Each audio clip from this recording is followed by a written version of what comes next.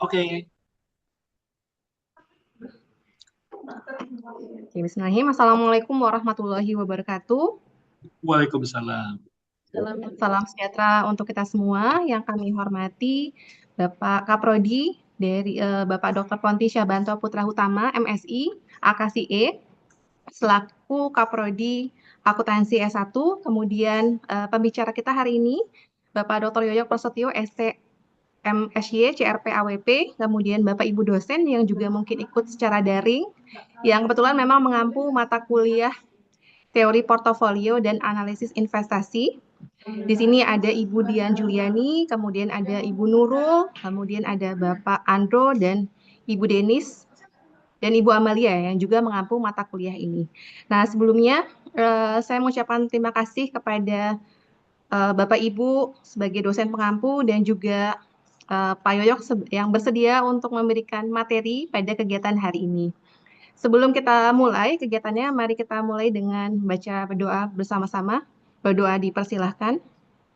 Bismillahirrahmanirrahim. Baik, selanjutnya ini ada sedikit sambutan atau mungkin penyampaian dari Kaprodi kita, dari Pak Ponti. Mungkin ada sedikit pesan-pesan untuk kegiatan hari ini. Pada Pak Ponti kami persilahkan. Terima kasih Mbak Fitri. Assalamualaikum warahmatullahi wabarakatuh. Waalaikumsalam. Yang saya hormati Bapak Dr.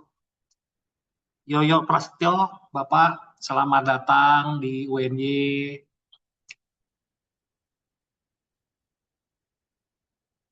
Oke.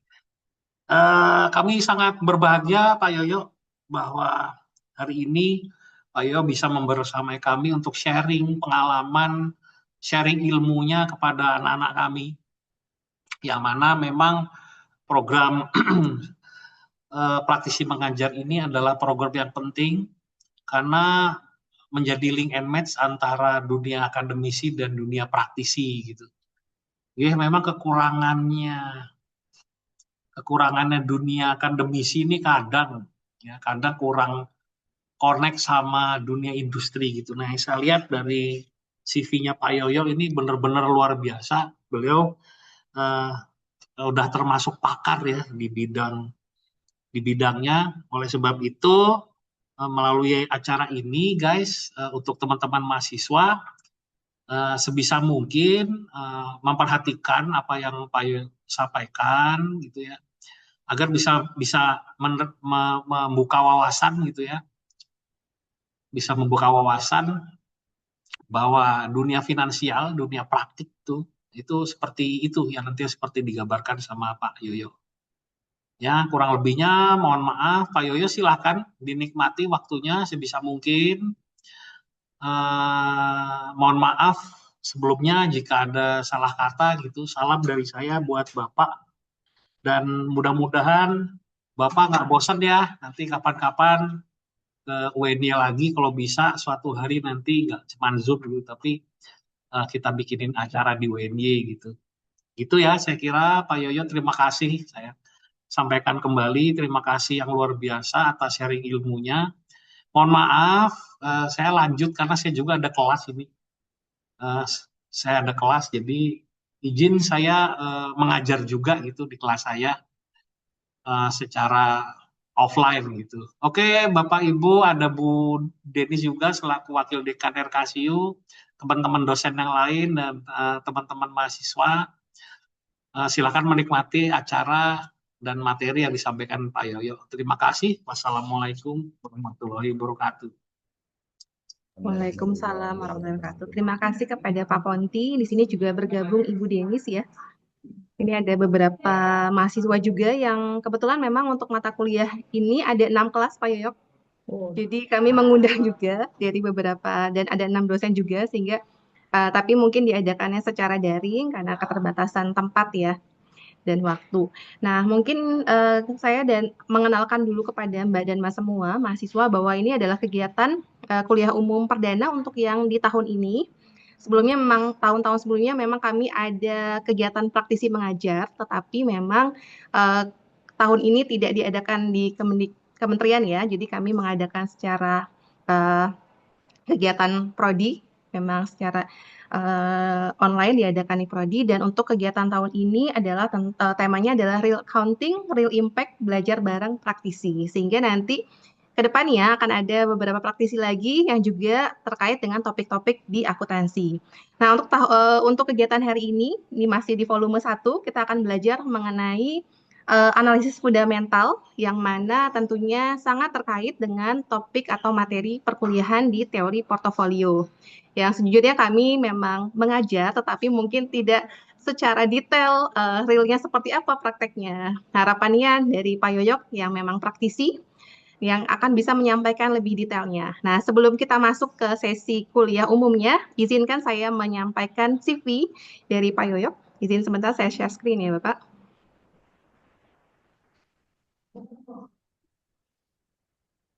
Baik, ya. Praktisi hari ini adalah Bapak Yoyok Prasetyo.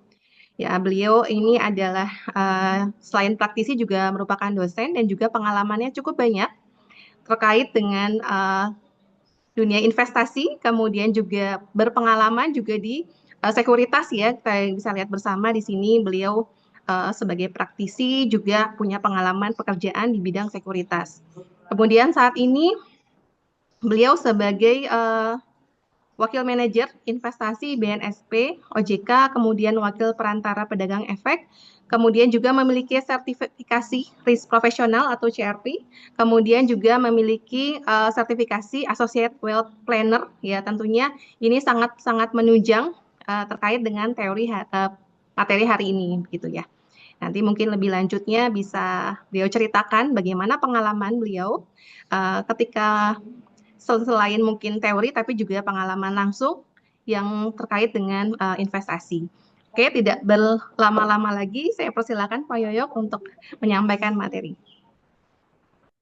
Baik, terima kasih Bu Fitri. Saya izin share screen ya.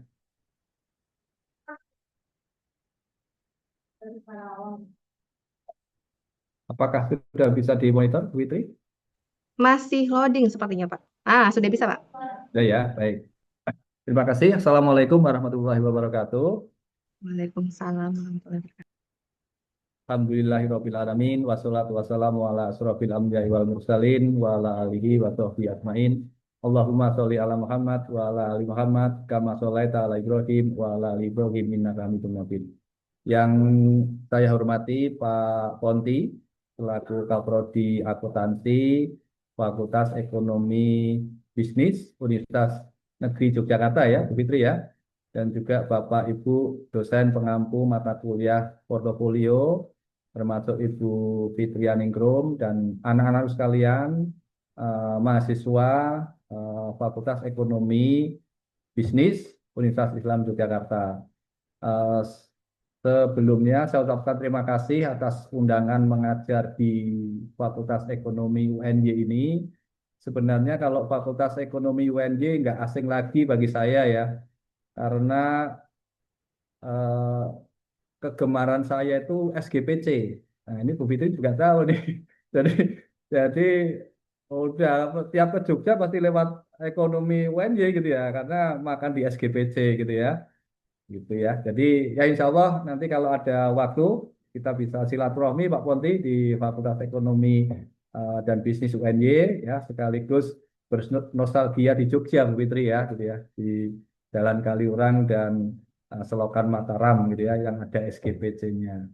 Baik Bapak Ibu sekalian dan juga anak-anak sekalian, izinkan saya untuk beberapa waktu ke depan ingin sharing kepada anak-anak sekalian berkenaan dengan topik yang saya kira cukup aktual, yaitu analisa fundamental dalam analisa keputusan.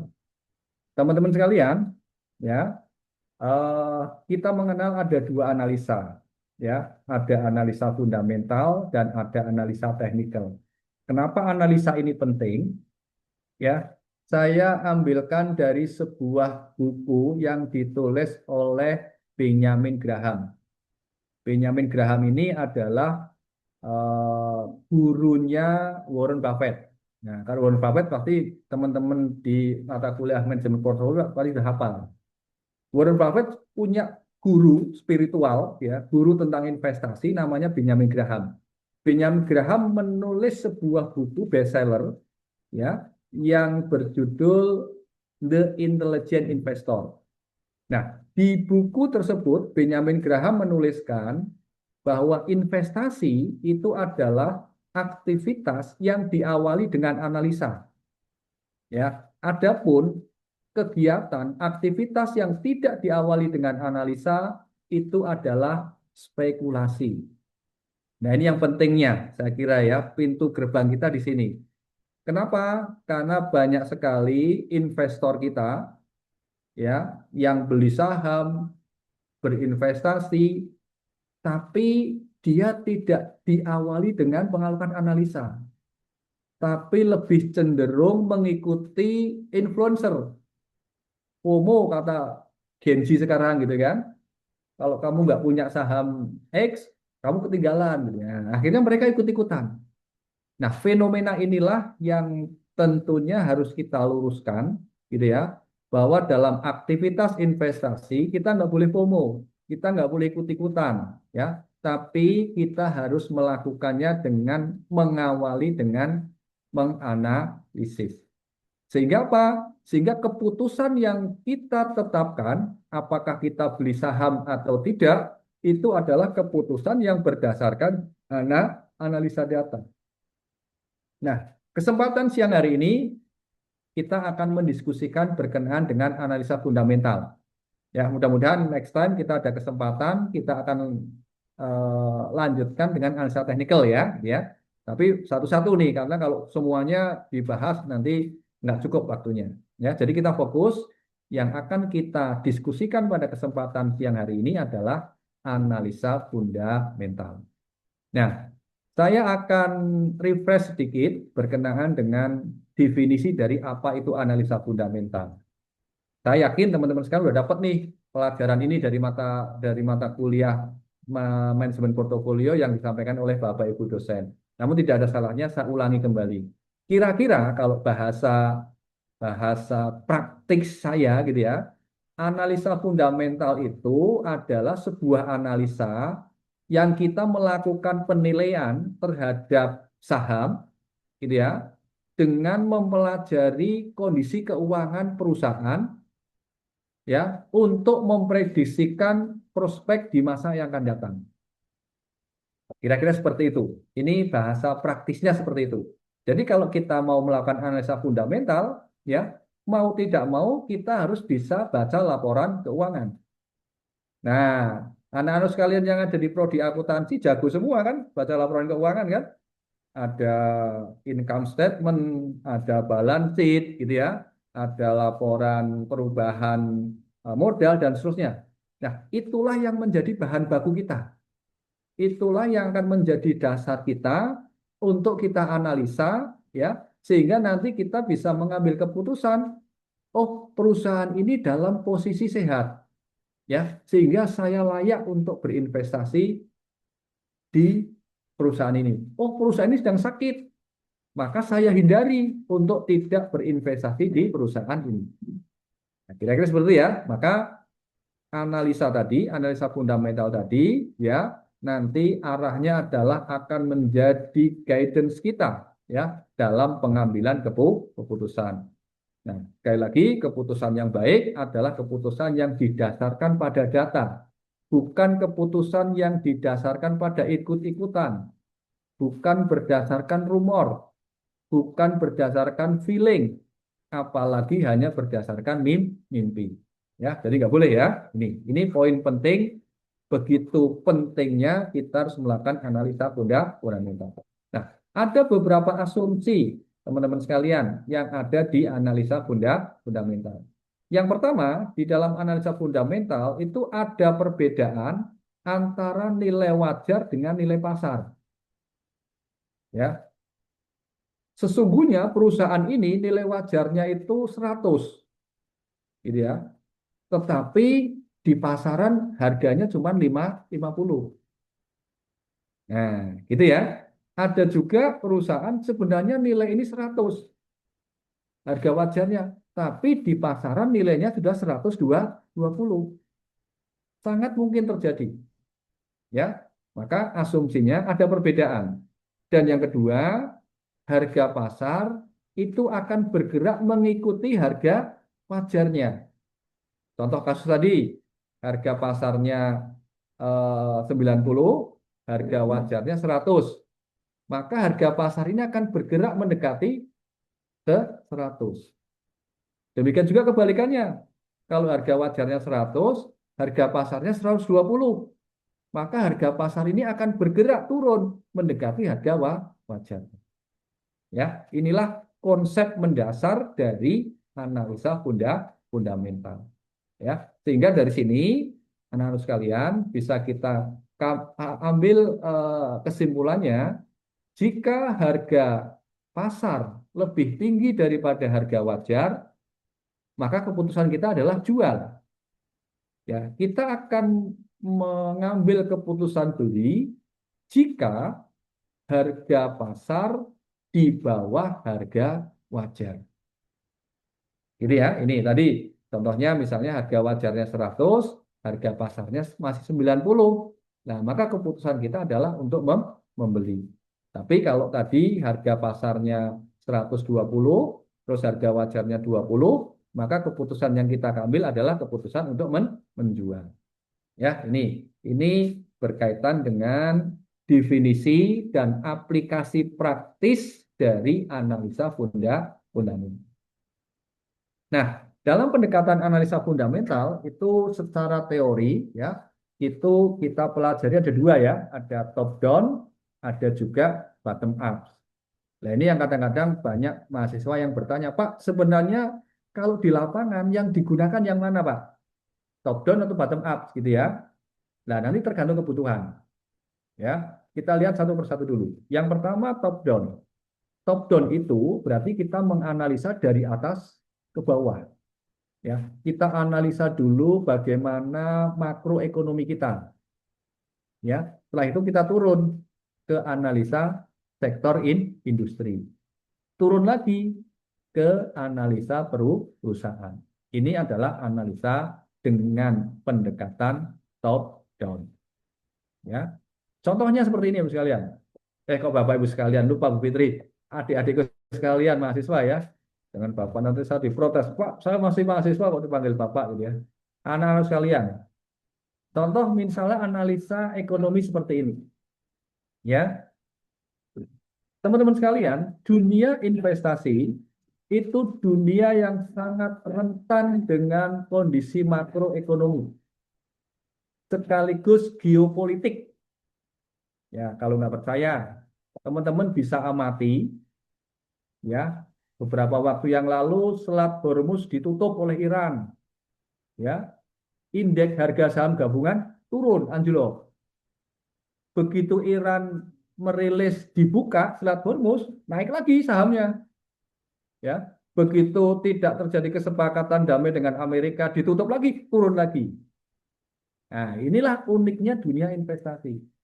Dunia investasi sangat berhubungan erat dengan makroekonomi sekaligus geopolitik dunia. Ya, inilah pentingnya kita melakukan analisa top down tadi. Ya, kita awali dengan menganalisa kondisi ekonomi kita. Ya, baik, kita yang pertama kondisi makro yang harus kita analisa adalah tingkat inflasi. Nah, ini teman-teman sekalian sudah sering update nggak berapa tingkat inflasi kita saat ini? Boleh ditanyakan Bu Fitri ya, sama anak-anak apa mahasiswa ya, boleh ya? Boleh, Pak? Coba karena ini UNJ kita manggilnya bukan Teh ya, tapi Mbak ya, Mbak Khairunisa. Mbak Khairunisa, monitor nggak Mbak Khairunisa nih? Oh, belum monitor sebenarnya Mbak Khairunisa. Mbak Hulalul Asifah. Nah ini Mbak Hulalul, bener ya Mbak Hulalul ya namanya ya, Hulalul ya. Bisa open mic Mbak Hulalul? Bisa, Pak. Eh, eh. Inflasi itu apa Mbak? Inflasi Sambil itu mengingat-ingat. ketika nilai rupiahnya tuh semakin turun, terus harga barangnya semakin naik. Iya betul. Wah ini Jawa banget nih Bu Fitri nih bahasanya nih ya, medok ya. Orang Jogja ya. Terima kasih. Dari mana ini Mbak Hulalul? Dari Jogja asli atau dari perantauan? Dari Tegal. Oh, dari Tegal loh, tetangga saya ternyata ya. Ya, oke. Tegalnya mana Mbak? Jangan-jangan tetangga rumah nih. Tegalnya Slawi, Pak. Oh, Selawi. Pasar Selawi? Belakang Pasar Selawi atau Lebih ke Guci. oh arah ke Guci lagi? Oke, ya. Berarti suka nyate ini ya. Balibul ya berarti ya. Oke, betul sekali Mbak Ulal tadi ya. Inflasi itu adalah penurunan nilai mata uang kita yang ditandai dengan kenaikan harga-harga barang. Nah, kita praktekkan ya, kita coba cek inflasi kita di bulan Maret 2026 kemarin itu year on year adalah 3,48%. Artinya apa? Artinya, mohon maaf, adik-adik sekalian, sebenarnya kalau kita nyimpen duit di bawah bantal, itu nilainya tergerus 3,48% setiap tahunnya. Jadi bukannya kita tambah kaya, tapi tambah miskin. Demikian juga kalau teman-teman bandingkan kalau simpen dananya di tabungan. Kalau tabungan berapa Mbak Hulalu bunganya? Ada yang ngecek, suka ngecek bunga tabungan berapa? Enggak. Mbak Ifrian sekarang Mbak Ifrian suka ngecek bunga tabungan Mbak Ifrian, Mbak Ifrian Ciptaning Kebetulan tidak, Pak. tidak. Oh, kira-kira Mbak kira-kira. Tapi punya tabungan kan Mbak? Punya, Pak. Punya. Nah, berapa kira-kira Mbak? Tabungan Anda itu bunganya berapa kira-kira setahunnya? Mungkin sekitar 2%. 2%. Oke. Mbak Ifrian, kalau Anda nabung dapat bunga 2%, sementara inflasinya 3,45%. Sebenarnya Mbak Ifrian itu nabung tambah kaya atau tambah miskin, Mbak? Miskin, Pak. Tambah miskin. Kenapa? Karena inflasinya lebih gede daripada bunga tabungan. Ya, begitu ya. Ini hati-hati nih. Ini saya kalau di hadapan teman-teman mahasiswa ekonomi, teman-teman harus care dengan ini. Ini inflasi penyakit. Ya, inflasi itu penyakit. Maka kita harus benar-benar lihat bagaimana inflasi kita. Jangan sampai harta kita ya digerogoti oleh inflasi tanpa kita sadari. Ya, gitu ya. Ini. Baik, sekarang kita 3,4. Ya. Inilah penyakit yang menggerogoti harta kita. Ya, maka harus kita perhatikan ini. Dan investasi itu hanya akan kondusif ya saat suku bunga rendah. Ya, maka teman-teman sekalian, kalau ada pengumuman BI 7 day repo rate, ada pengumuman tentang inflasi, ya, ini akan direspon oleh pelaku pasar, akan direspon oleh investor di pasar modal. Kalau inflasi tinggi, maka mereka akan rame-rame jual saham. Kalau inflasinya rendah, mereka akan rame-rame beli saham. Ya, ini di lapangan data mengenai inflasi ya itu sangat berpengaruh terhadap iklim investasi. Yang kedua, selain inflasi adalah suku bunga. Ya, di mana suku bunga yang dijadikan acuan di Indonesia adalah BI 7 day repo rate. Posisi sekarang ya itu 4,75%. Ya ini suku bunga acuan kita. Nah, ini kebalikannya ya, karena inflasi sama suku bunga itu kan dua instrumen yang saling berpengaruh. Ya, Bank Indonesia akan menaikkan suku bunga saat inflasinya naik. Ya, demikian juga Bank Indonesia akan menurunkan suku bunga saat inflasi kita tuh turun.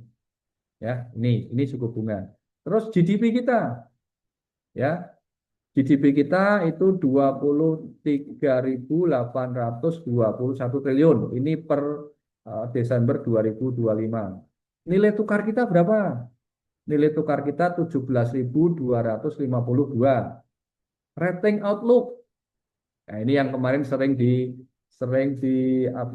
counter oleh Menteri Purbaya ya.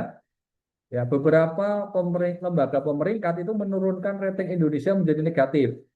Nah, ini Purbaya apa namanya mati-matian mengcounter ini ya, bahwa Indonesia itu masih kaya, Indonesia masih sehat. Ngapain kamu nurunin rating outlook kita gitu ya. Ini ya. Terus rasio utang terhadap PDB kita itu 40%. Nah, ini kita juga harus care teman-teman sekalian, terutama mahasiswa gitu ya, bahwa biasanya rasio utang itu dijadikan komoditas politik. Ya, ini yang sering saya apa namanya sampaikan kalau ke mahasiswa gitu ya. Jangan sampai kita menjadi korban politik. Ya, contohnya seperti apa? Contohnya adalah isu rasio utang itu digoreng. Oh, zamannya Presiden A rasio utang segini, zaman Presiden B rasio utang segini gitu ya. Ini politik sebenarnya. Kenapa? Karena dia langsung menunjuk presiden dan rasio utang. Nah, yang perlu teman-teman ketahui adalah batas ambang maksimalnya. Ya, gitu ya. Batas ambang maksimal rasio utang terhadap PDB itu sudah dituangkan dalam undang-undang itu maksimal 60%.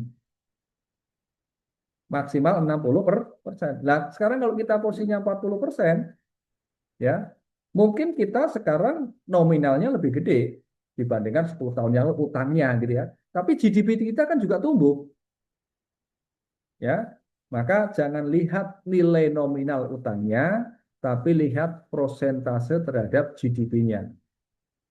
Ya, maka dari kondisi makro ini, ya, tingkat inflasi yang terkendali, suku bunga yang relatif rendah, GDP kita yang terus naik, gitu ya.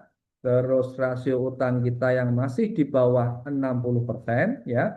Maka ini bisa kita ambil garis merahnya, benang merahnya bahwa kondisi makro Indonesia masih relatif kuat, masih relatif sehat. Ya, ini juga harus teman-teman mahasiswa ekonomi harus care juga. Jangan sampai lagi-lagi kita terprovokasi ya apa namanya dengan data-data ekonomi yang kita salah mengartikan, salah menginterpretasikan. Ya, karena kan mahasiswa itu sangat mudah untuk diprovokasi. Ya, kita masih ingatlah kalau jadi mahasiswa dikasih provokasi itu turun ke jalan gitu ya dan seterusnya. Nah, ini tolong mahasiswa-mahasiswa karena saya dulu bukan ekonomi jadi terprovokasi juga nggak ngerti urusan ekonomi waktu jadi mahasiswa kan. Nah, karena pengalaman saya dulu mahasiswa nggak tahu tentang ekonomi bisa terprovokasi, maka saya pengen mahasiswa ekonomi itu paham. Jadi nanti bisa baca data ekonomi sehingga tidak lebih mudah diprovokasi. Ini juga menjadi uh, apa namanya bentuk apa ya kelebihan teman-teman loh sebenarnya yang kuliah di Fakultas Ekonomi gitu ya. Karena teman-teman menganalisa data-data secara real.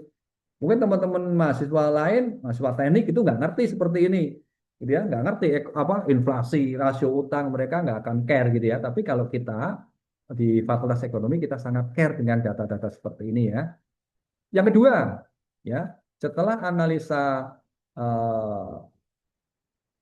ekonomi, ya turun ke analisa sektor, maka kita akan melakukan analisa sektor-sektor apa saja, ya yang kira-kira itu prospek, yang kira-kira itu bagus, ya apakah sektor farmasi, sektor infrastruktur atau sektor apapun, gitu ya. Dan yang ketiga adalah analisa perusahaan. Ini step by step dari top down approach ya. Di mana di sini kita akan menganalisa perusahaan ini sebenarnya sedang sehat atau sakit ya. Nah, ini yang kita tunggu-tunggu nih materi ini ya.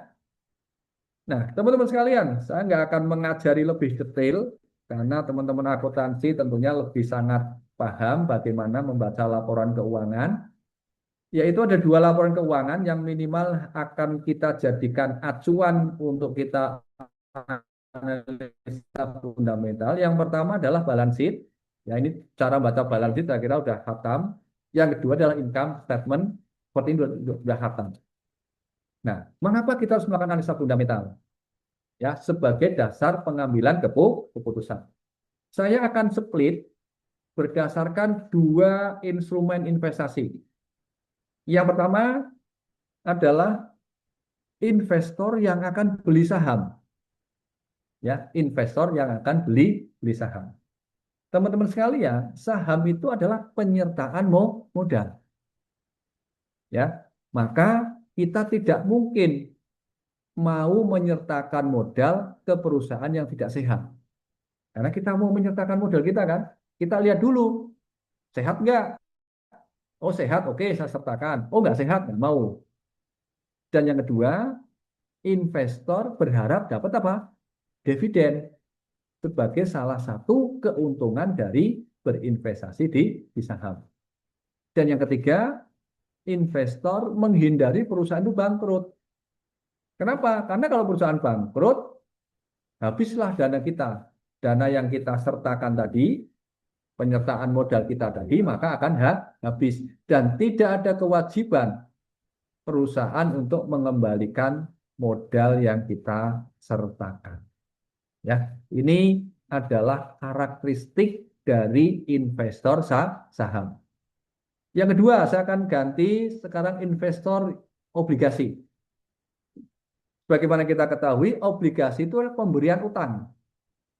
Ya, maka tidak mungkin kita akan memberikan utang kepada perusahaan yang utangnya sudah besar. Ya kan?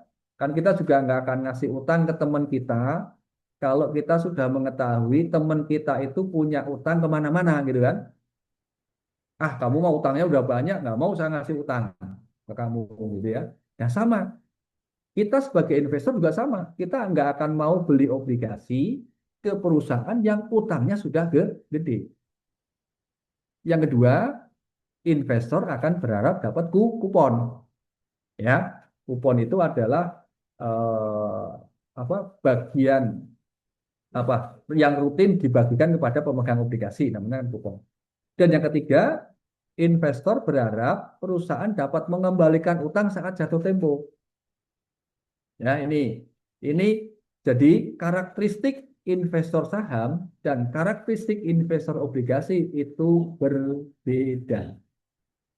Ya, berbeda, ya. Nah, sekarang bagaimana analisa fundamental dari investor saham?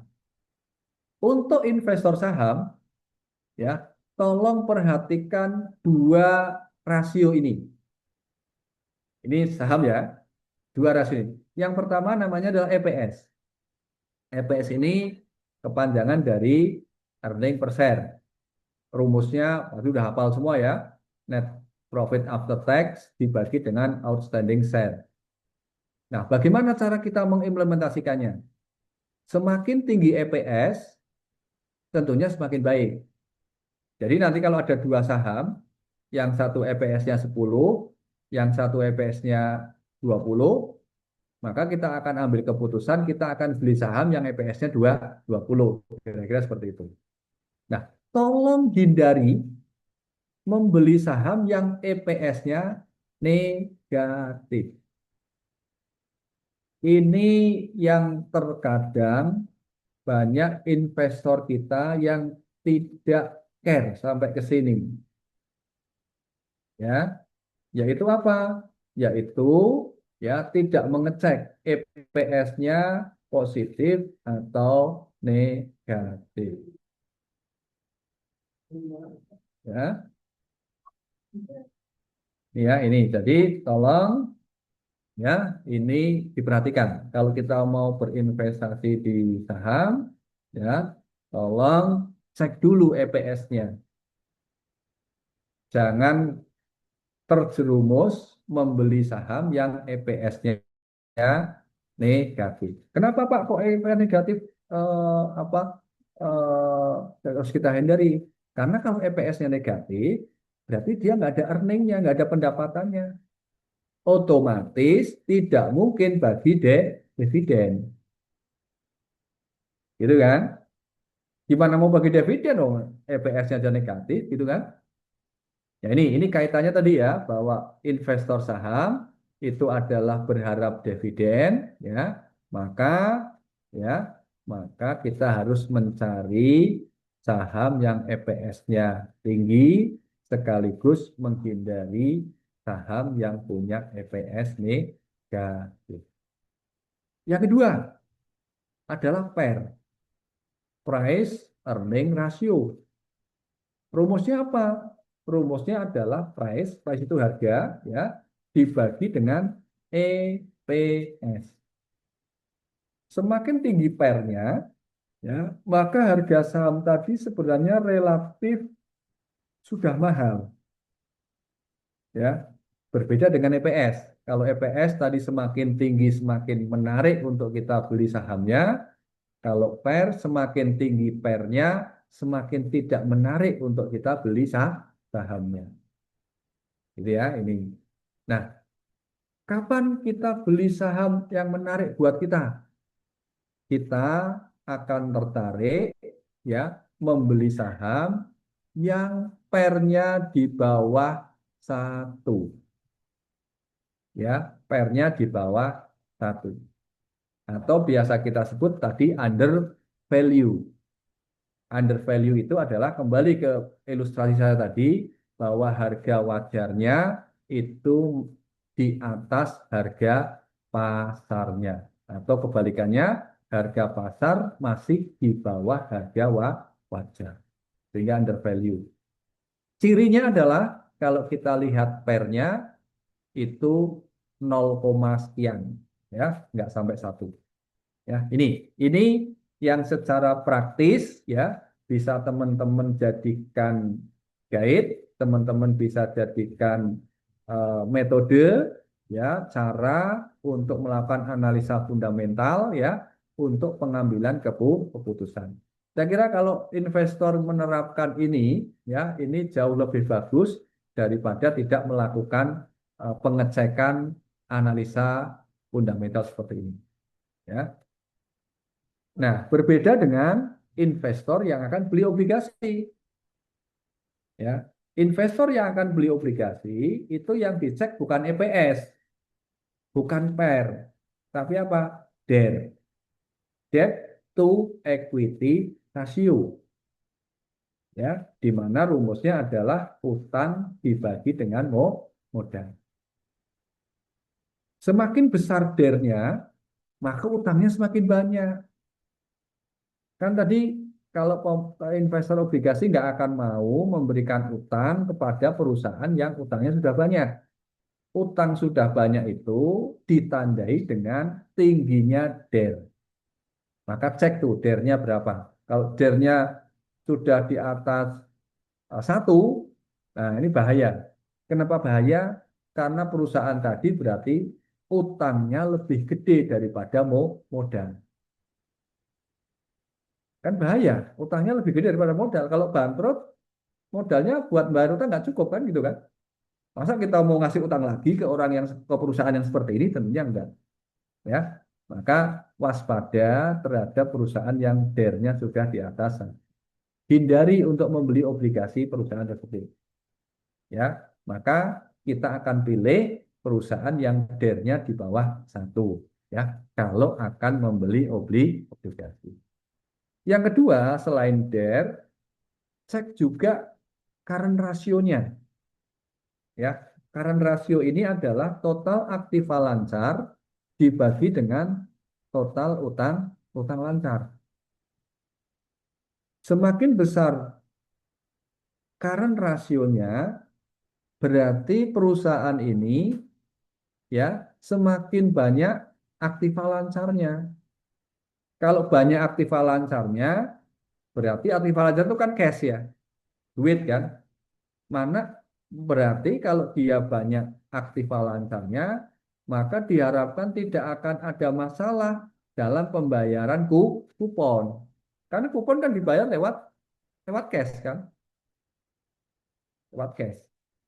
Maka hati-hati kalau cash-nya, rasio lancarnya itu rendah. Kalau CR-nya rendah, Berarti kan dia nggak punya uang cash. Kalau nggak punya uang cash, gimana mau bayar kupon? Gitu ya. Nah, maka cek juga CR-nya. Ya, CR terlalu rendah itu berarti nggak punya uang untuk bayar kupon. CR terlalu tinggi berarti juga perusahaan nggak bisa mengelola dananya untuk ekspansi. Ini juga nggak bagus juga, ya. Maka untuk current ratio ada batasan, batasan sehatnya itu berapa? Biasanya kita pakai range 1,5 sampai 2,5. Ya, perusahaan yang current rasionya di bawah 1,5 itu berarti agak kurang bagus. Kenapa? Karena cashnya nggak banyak, gitu ya. Perusahaan yang current rasionya di atas 2,5 berarti kebanyakan cash. Ya, kebanyakan duit kan nggak bagus. Nggak bagusnya tuh gini, berarti duit tadi kan idle. Kan gitu kan? Tidak digunakan untuk ekspansi. Ini kita bicara bukan orang, tapi perusahaan kan. Kalau orang punya banyak duit ya enak gitu ya, tinggal diinvestasikan. Tapi kalau perusahaan punya banyak duit, berarti perusahaan tadi nggak bisa nggak menggunakan duit tadi untuk ekspansi. Maka ini di mata investor ini justru nggak baik. Ya, ini untuk current rasio sekali lagi batasan sehatnya adalah 1,5 sampai 2. Oke, kita sekarang melakukan analisa ya. Nanti ini akan saya bagi 2 sesi ya. Kita teori dulu, habis itu nanti kita praktek. Ya, kita akan praktekkan bagaimana kita melakukan analisa fundamental ya terhadap saham-saham yang ada di Bursa Efek Indonesia ya. Tapi kita harus kuat dulu teorinya ya. Nah, ini ada laporan keuangan dari PT Telkom dan PT Indosat. Ini balance sheet-nya seperti ini. Ini income statement-nya. Oke, saya akan bertanya kepada Mbak Rizky Salma. Mbak Rizky Salma, kalau sampai slide ini, itu kira-kira Mbak Rizky akan memutuskan untuk membeli saham Telkom atau saham Indosat, Mbak Rizky? Telkom itu harganya 6.200, Indosat 5.500, Mbak Rizky. Eh, Isat, Pak. Beli Indosat. Alasannya apa, Mbak Rizky? Kenapa, Pak? Alasannya apa kok Anda beli Indosat? Lebih ke kalau saya itu lihat Isat itu dari segi kemampuan saya juga. Mm-mm. Karena uang saya masih terbatas gitu, jadi cari yang lebih murah. Cuman kalau untuk jangka panjang mungkin lebih ke Telkom. Oh, oke. Jadi pilih salah satu deh, Mbak. Indosat atau Telkom? Isat, jangka Indosat. pendek ya. Oke. Jangka pendeknya Indosat ya. Oke, oke. Oke, ya, Indosat. Oke, satu lagi Mbak. Siapa lagi nih? Mbak Dela coba. Mbak Dela ada nggak, Mbak Dela?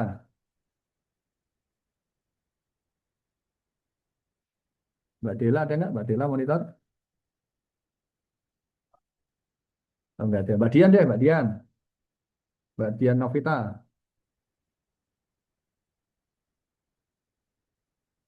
Mohon maaf Pak, tadi suaranya agak kecil jadi Oh, kurang dengar. oke. Mbak Dian Novita. Sampai slide ini kira-kira Anda memutuskan untuk membeli Telkom atau membeli Indosat, Mbak Dian?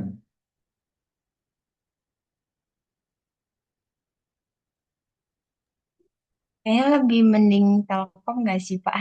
Membeli Telkom ya. Tuh jadi beda nih. Mbak Rizky mutusin Indosat, Mbak Dian memutuskan untuk membeli Telkom. Oke, yang lain gimana kira-kira? Mahasiswanya mana ini mahasiswa? Kok mahasiswa semua ya? Mahasiswa antar saya cari mahasiswa ya, Bu Fitri ya. Mana yang kira-kira namanya Resya Nur Hoirunisa ini mahasiswi lagi. Wahyu Raihan Arum mahasiswi lagi sepertinya. Muhammad Prayoga lah ini kalau ini laki-laki pasti ini mahasiswa nih. Muhammad Prayoga Aji Ramadhani. Mas Muhammad Prayoga monitor.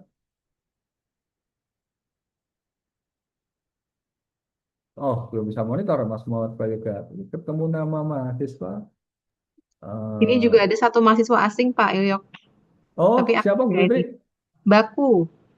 Baku. Come from mana? Baku mana tadi? Baku? Mr. Yes, Baku? I'm Oke. from From?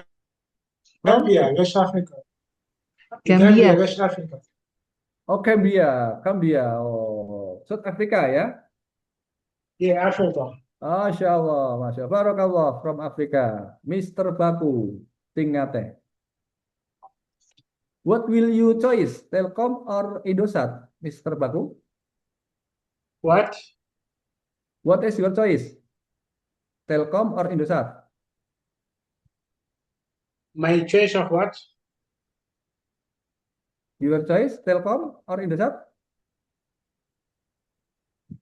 I'm screaming with cell phone.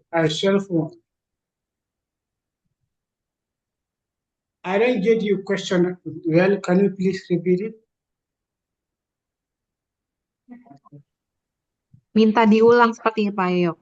Oh, minta diulang. Oke. Baik. Telkom itu saham Telkom ya. Price of share of Telkom is 6.200. Ya. Price of Indosat 5.500. So, what is your choice, Mr. Bagu? Telkom, TLKM, or ISAF? My choice telecom. Telkom. Oke, thank you, Mr. Bagu ya. Matur nuwun, kata orang Jogja. Can you speak Japanese? No. No, you can speak English. Indonesia? Indonesia a little bit. Oh, Indonesia language. Oke, thank you, thank you. Thank you. Oke, siapa lagi Bu yang mahasiswa Bu? Muhammad Rafki. Nah, coba Muhammad Rafki Satrio. Ini laki-laki nih masih. Ya, Pak. Mas Rafki. Sampai slide ini kira-kira panjenengan milih saham Telkom atau Indosat, Mas Rafki? Kalau saya melihat dari net profit after tax-nya lebih besaran Telkom, terus untuk Telkom. harga open price-nya juga nggak jauh beda sama Indosat. Mungkin saya Jadi akan pilih Telkom. Telkom. Oke. Baik, rekan-rekan mahasiswa sekalian. Sampai slide ini, kira-kira kita sudah melakukan analisa atau belum? Sudah belum, Mas Rafki? Mas Rafki, Mbak Dian,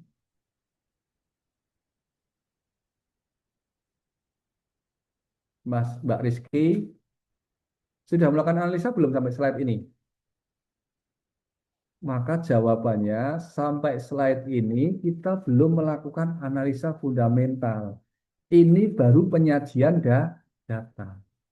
Maka sebenarnya sampai slide ini kita belum bisa memilih what is my choice. Apa pilihan saya belum bisa. Karena ini baru data, belum melakukan analisa. Ini saya kira perlu menjadi perhatian kita. Jadi sebenarnya yang betul, yang nggak milih tadi ya, yang diem-diem, yang off cam ini yang betul nih ternyata. Ya, yang justru milih Telkom salah, milih Indosat juga salah. Kenapa? Karena kok ujuk-ujuk sudah bisa memberikan keputusan, padahal belum melakukan analisa. Ini ya, ini oke. Maka kita lanjutkan analisa dulu nih. Nah, oke. EPS-nya tadi kalau kita melihat, kalau kita mau beli saham, yang kita jadikan acuan apa tadi? Yang pertama apa? EPS toh? Ini kan yang saham kan berarti ini ya. EPS sama apa ini? PER. Ya, kita lihat. EPS-nya Telkom berapa? Mas Rafki.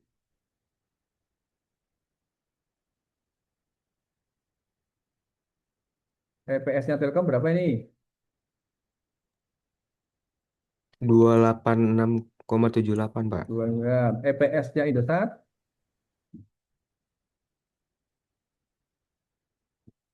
Indosat berapa ini? 100? 191,24. 91, Bapak. Berarti kalau dia dari EPS, bagus mana Telkom sama Indosat? Telkom, Pak. Telkom. Oh, oke, baik. Terima kasih, Mas. Terus, saya cari lagi mahasiswa lagi. Farel, Farel. Nah, ini Farel ini mahasiswa nih. Farel Zaki Putra. Mas Farel monitor.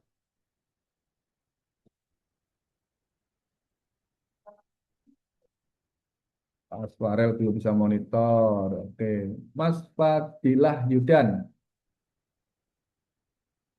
Iya, Bapak. Mas Fadilah, kalau kita mau beli saham, tadi yang kita perhatikan selain EPS apa, Mas? ROE-nya, Pak. ROE.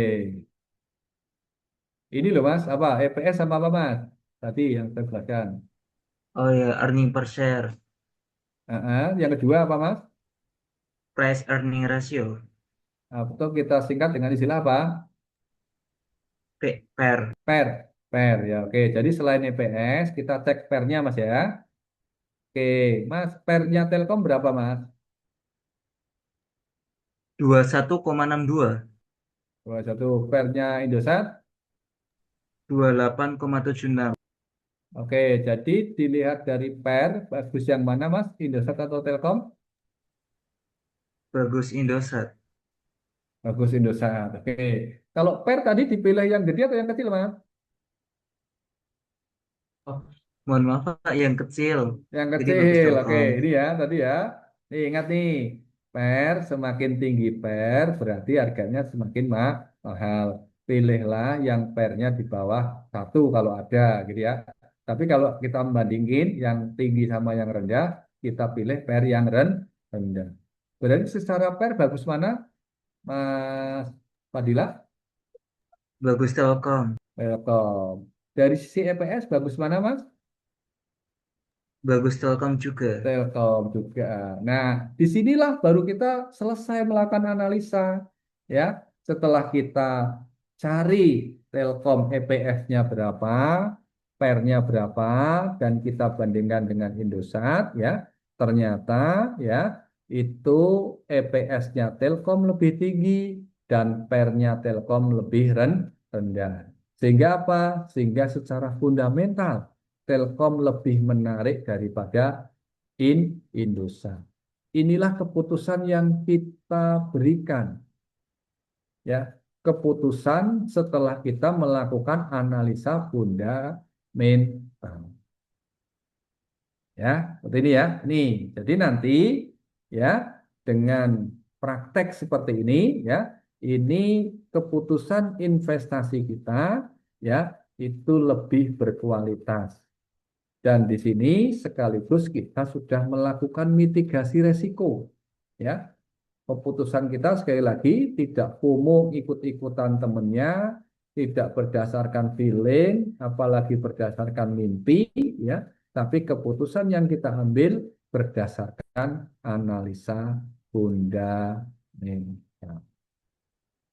Baik, sampai sini ada yang mau ditanyakan belum? Sebelum saya akan praktekkan bagaimana ya kita melakukan analisa fundamental ya terhadap saham-saham yang ada di Bursa Efek Indonesia.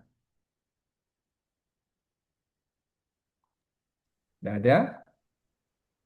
Baik, kalau nggak ada, saya izin buka aplikasi dulu ya.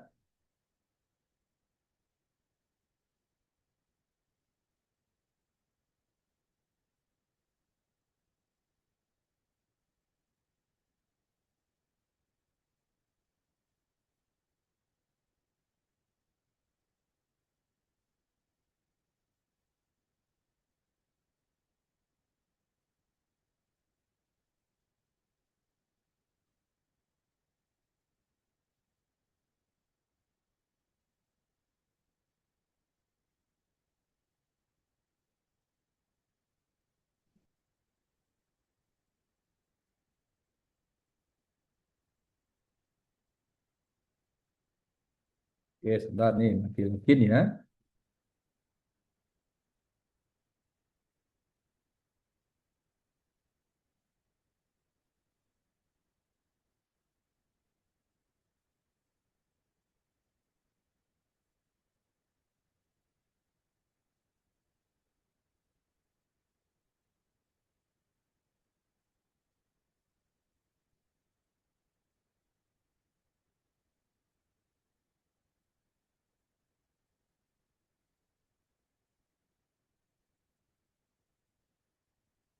Nah, ini apakah sudah muncul rekan-rekan sekalian? Belum, Pak. Sudah. Sudah ya. Oke, ini kita live transaksi saham ya di Bursa Efek Indonesia ya. Nah, di sini akan kita praktekkan bagaimana secara praktis kita bisa melakukan analisa fundamental. Ya, ini. Jadi Bursa Efek Indonesia itu, gitu ya, itu dibuka jam 9 pagi sampai nanti tutup jam 4. Ya, makanya alhamdulillah kita kuliahnya jam 1 sampai jam 3 ya. Jadi pas kebetulan ya Bursa Efek Indonesia itu sedang beroperasi ya sehingga kita bisa melakukan praktek seperti ini. Nah, teman-teman sekalian, di Bursa Efek Indonesia itu perusahaan itu dikasih 4 digit kode perdagangan. Ya, dikasih 4 digit kode perdagangan. Contoh ini apa nih? Kelihatan nggak nih? ANTM. ANTM ini kode perdagangan untuk saham apa? Kelihatan nggak ini? Aneka tambang, Pak. Kelihatan nggak? Aneka tambang, betul, Mas Iksan. Terus kalau tadi TLKM. TLKM ini kode perdagangan untuk perusahaan apa? Telkom Indonesia. Telkom Indonesia. Terus kita tadi ada ISAT ya. ISAT adalah kode perdagangan untuk perusahaan apa? Apa ini? Indosat. Indosat ya, betul ya? Oke, teman-teman mau cek apa? Kira-kira mau perusahaan apa? Mbak Safira, BCA, Anda Pak. tahu mau BCA. apa? BCA. BCA itu BBCA. Ya.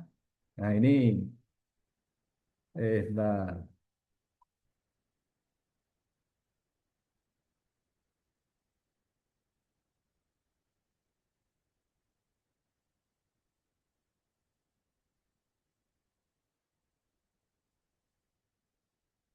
Oke, tadi ya. BCA itu kodenya BBCA. Ini. Nah, BBCA itu Bank Sentral Asia. Pasti 4 ya semuanya ya. Semuanya pasti 4. Ya. Oke. Sekarang kita akan masuk mulai praktek ya.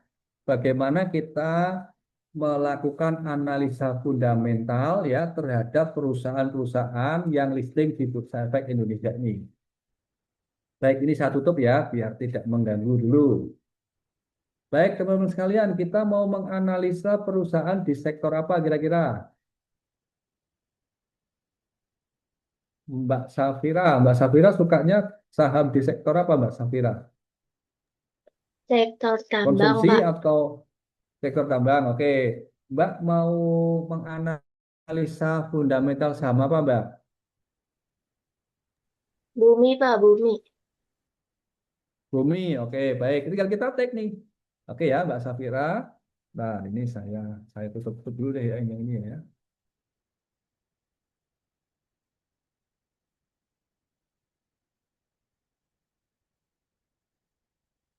Oke, saya tutup dulu biar nggak terlalu ini.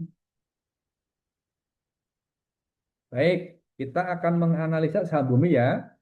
Nah, nanti kita tinggal klik teman-teman sekalian, share comparison ya. Nanti kita pilih add share.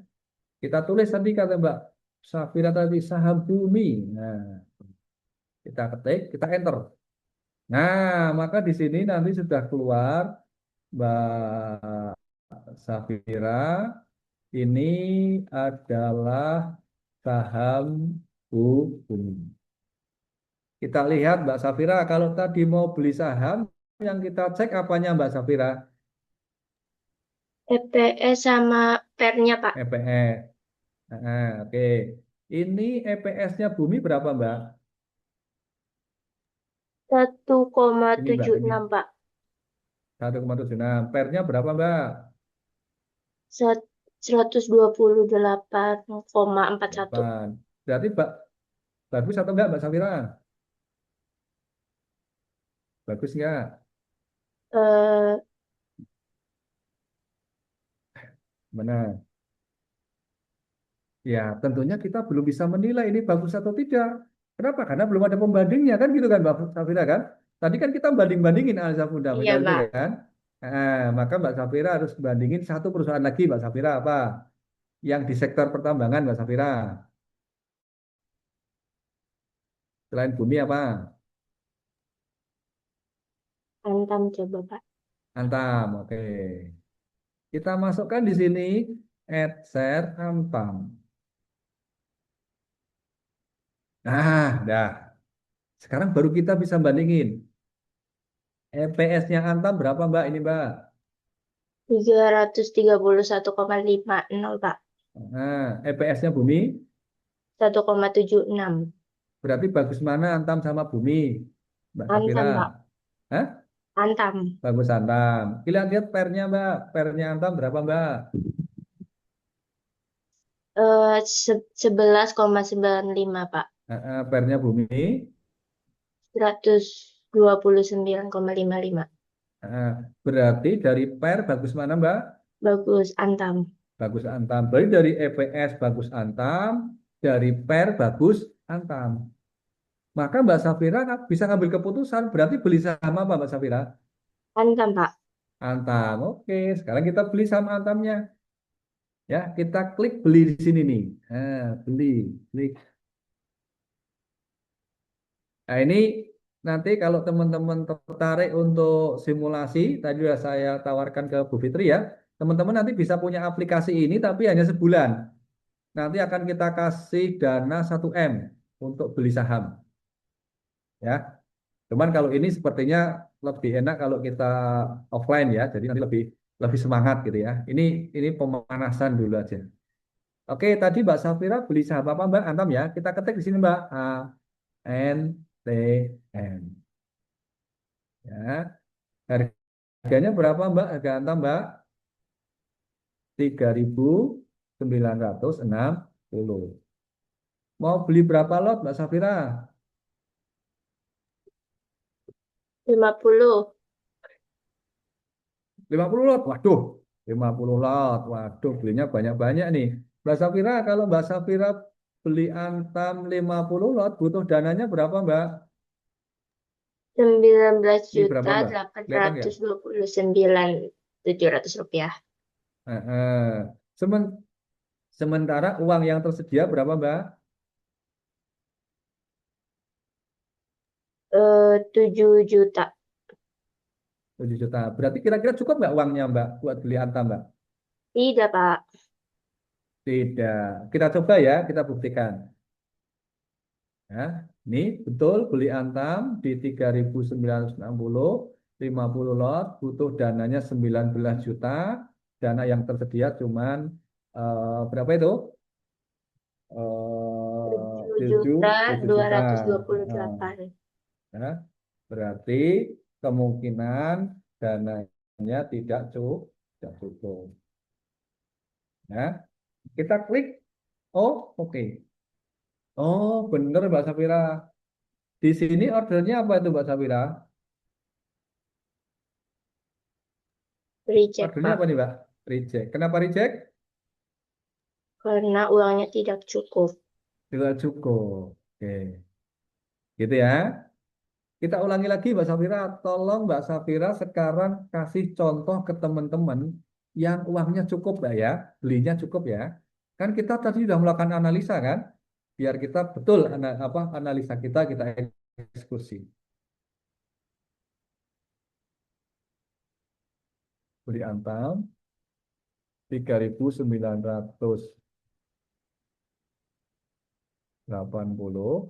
Satu lot aja ya Mbak Safira ya. Iya, Pak. Tadi Mbak 50 lot, uang saya nggak cukup Mbak 50 lot Mbak. Kalau satu lot berapa ini Mbak butuh dananya Mbak? 398.000. Cukup Mbak duit saya Mbak? Cukup, Pak. Cukup. Lebih. Cukup ya. Oke, kita enter ya. Tuh, kalau sekarang apa Mbak? Ordernya Mbak? Match. Math. Oke, terima kasih Mbak Safira sudah praktek melakukan analisa fundamental sekaligus mengambil keputusan antara beli saham bumi atau beli saham aneka tambang. Setelah dilakukan analisa oleh Mbak Safira, ternyata keputusannya beli saham apa, Mbak? Antam. Antam. Oke, Mbak Safira ya, aman ya? Saya bisa pahami ya. Aman, Pak. Oke, baik. Saya minta mahasiswa nih satu lagi. Kita praktekkan ini. Halo, siapa mahasiswa yang mau?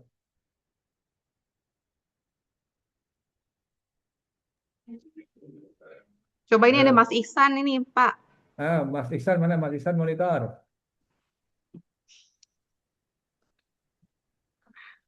Mas Oke, Ihsan, ada? Mas Iksan. Ada Ibu. Mas Iksan Habis sukanya sholat saham. mohon maaf Bapak Ibu. Masya Allah, soleh banget ini mahasiswanya Bu Fitri sholat Ini di aduh. samping sholat saya hidupin Pak mic-nya. Makanya luar biasa. Tapi kalau pas sholat mah nggak usah dihidupin mic-nya Mas, nanti malah mengganggu Ini Pak, kekhushuan sholat saya Anda dosa tuh. Pak kayak ini batalin sholat saya Pak. Oh iya tuh, sayang dosa nanti batalin sholat Astagfirullahaladzim. Anda kan. Harusnya kalau sholat dimatiin aja mic-nya. Tapi udah selesai sekarang ya. Tadi saya batalin. Oh dimatiin, waduh. Tapi sekarang udah sholat belum, Aisan? Belum. Oh belum, sholat dulu deh, sholat dulu. Jangan Iya, beli siap saham mohon belum maaf ya sholat. Pak. Sholat dulu. Sholat dulu, Ibu Fitri ini suruh sholat dulu nih. Jangan beli saham, tapi belum sholat. Yang lain aja yang sudah sholat siapa?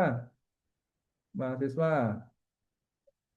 Mahasiswa yang sudah sholat siapa? Muhammad Prayogo. Tadi udah ya. Udah ada belum Muhammad Prayogo? Yoganya lagi sholat juga, Pak. Oh lagi sholat. Wah ini rajin-rajin ini mahasiswanya. Yang sudah selesai sholat siapa? Mahasiswa.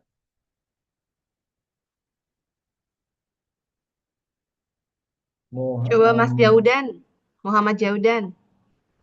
Mas Jaudan coba. Mas Jaudan monitor.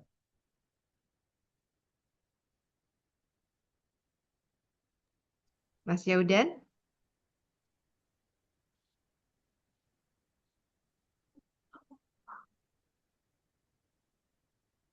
Mas Oke, Jaudan kayaknya nggak monitor. respon nih, Pak. Belum ada ya. Mas Ganti Amar Pak yang deh. lain. Nah, boleh Pak. Amar Tamam. Amar Tamam nih.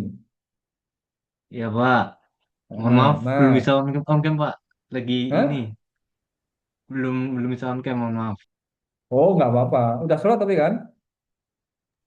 Udah Pak. Udah, oke.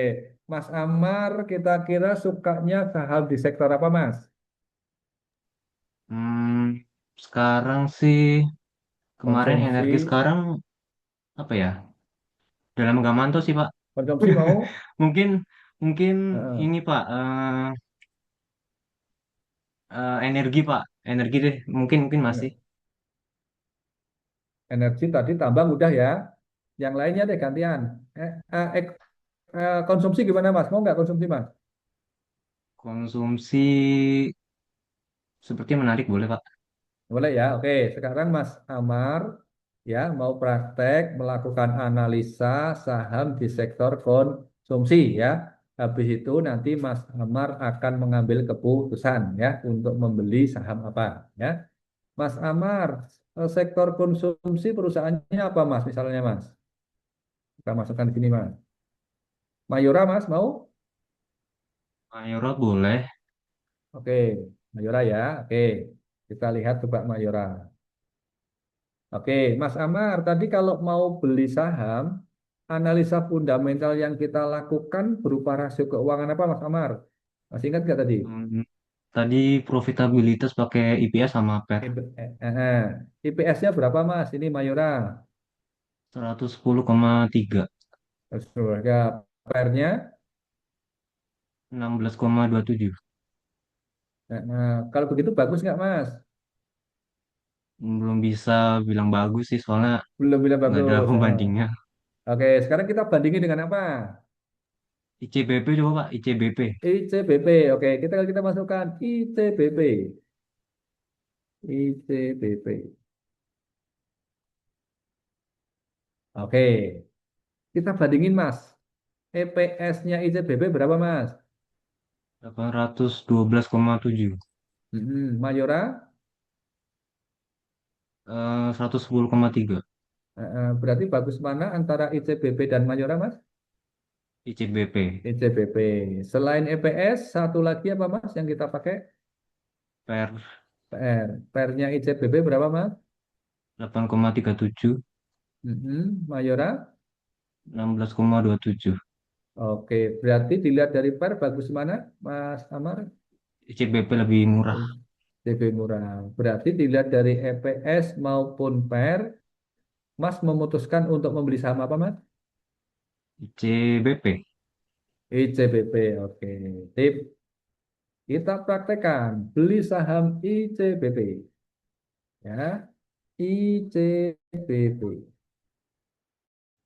Kita beli di harga berapa, Mas? Ini harganya mahal nih, sebabnya 6.825. Mau beli berapa lot, Mas? Satu lot aja, Pak. Satu lot. Kenapa satu lot, Mas? 683.000.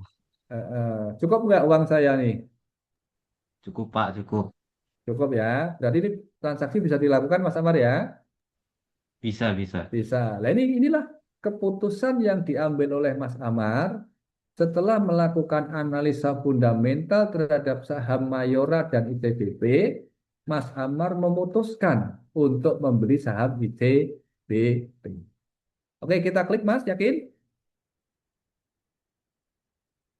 Yakin, Mas Amar nih? Kita klik ya ini.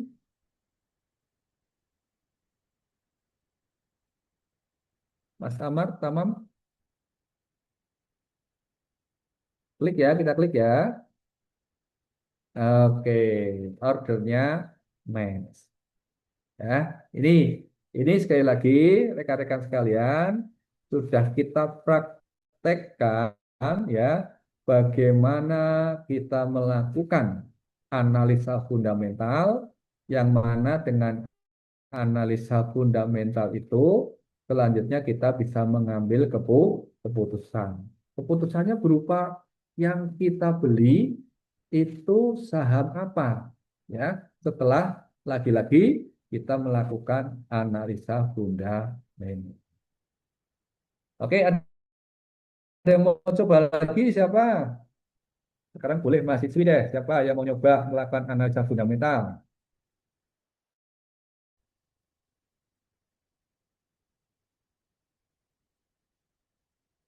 Mbak Yasinta mana? Mbak Yasinta monitor?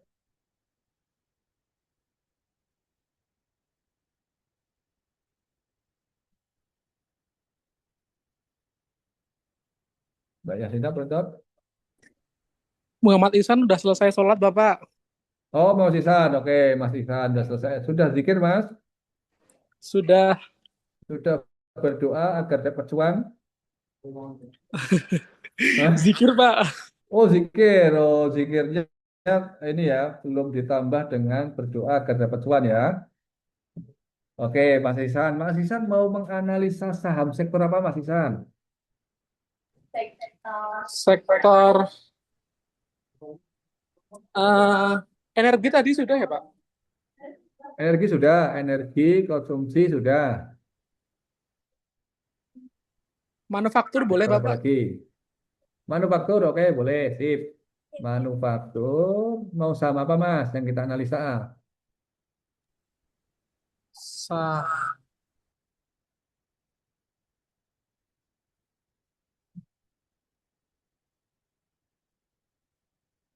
Ayo, sektor manufaktur apa? Unilever, Pak. Unilever. Oke, kita ketik Unilever. Oke, Unilever EPS-nya berapa, Mas? Earning per share-nya 116,57. Per-nya Selain EPS, 12,74. bagus atau jelek? Nggak ada perbandingannya ya, Pak. Kalau per tadi Nah, kan kalau bisa di bawah 1 ya. Belum ada ya, belum bisa bandingin ya. Iya, Bapak. Mau dibandingin dengan apa, Mas Isan? Unilevernya? Ya Indofood bisa, Pak. Indofood, oke. Kita tambahkan Indofood. INDS. Oke, EPS-nya Indofood berapa, Mas? EPS-nya serat, ih, Bukan 100 Mas, berapa? Saya gedein ya. eh,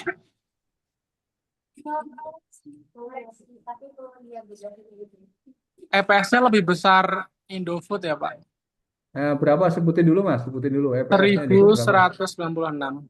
1000 jangan EPS-nya Unilever Unilever 116,57. 116. Oke. Selain EPS, kita Per cek per. Per-nya Indofood berapa Mas? 5,66, 5,6. Per-nya Unilever. 12,82. Oke. Berarti dari per bagus mana Mas Bagus Ihsan? Indofood ya, Pak. Dari EPS bagus mana? Oh, dari EPS-nya bagus Indofood juga. Indofood juga. Berarti yang Anda keputusannya membeli saham apa Mas? Indofood ya, Pak. Indofood. Nah, alhamdulillah nih sudah sholat jadi keputusannya benar nih ya, insya Allah ya. Iya, Bapak. Iya, berarti tinggal kita beli Mas ya. Kalau udah kita putusin, kita klik beli INDL. Harganya berapa itu Mas? 6.800. 100. Mau mau beli berapa lot Mas Ihsan? Satu aja, Pak. Satu apa 100? 100 boleh, Pak. 100 boleh ya. Kita coba aja. Kalau Mas Ihsan mau beli Indofood 100 lot butuh dana berapa Mas? 68 juta, Bapak. Sementara saldo yang tersedia berapa ini? 7.200.000. Juta. Cukup nggak kira-kira Mas Tidak, Ihsan? Bapak. Mau di, mau di mau dibuktikan ketidakcukupannya? Boleh. Boleh. Tuh, betul. Apa ini Mas? Ini Mas? Reject, Pak. Ditolak. Ditolak. Reject. Kenapa ditolak? Kenapa ditolak? Balance-nya nggak mencukupi, Pak, saldonya. Iya, karena dananya tidak Cukup. cukup ya. Hmm.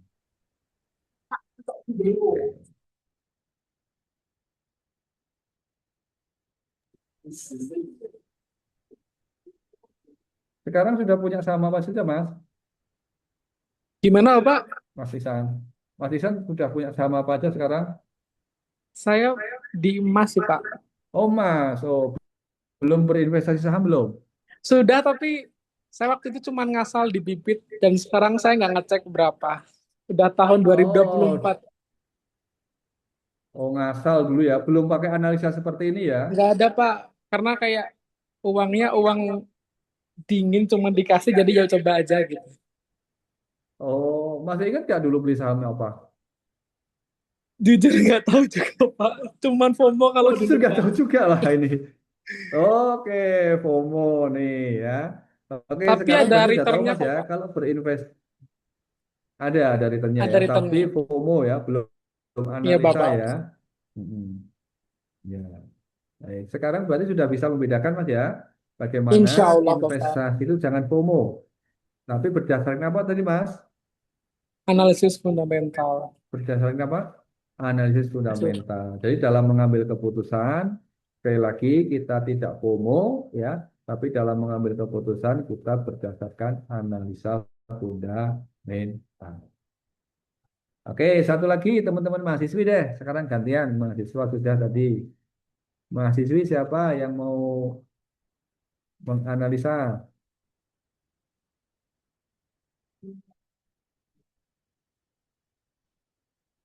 Mbak Suhesti ada Mbak Suhesti? Ada Bapak. Mbak Suhesti sukanya saham sektor apa Mbak Suhesti?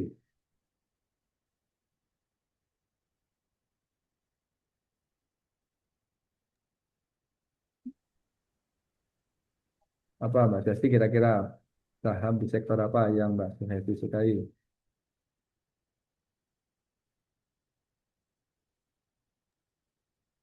Mungkin perbankan, Pak. Perbankan, oke. Oke, perbankannya apa Mbak Suhesti? BBRI. BBRI, oke. BBRI. Oke.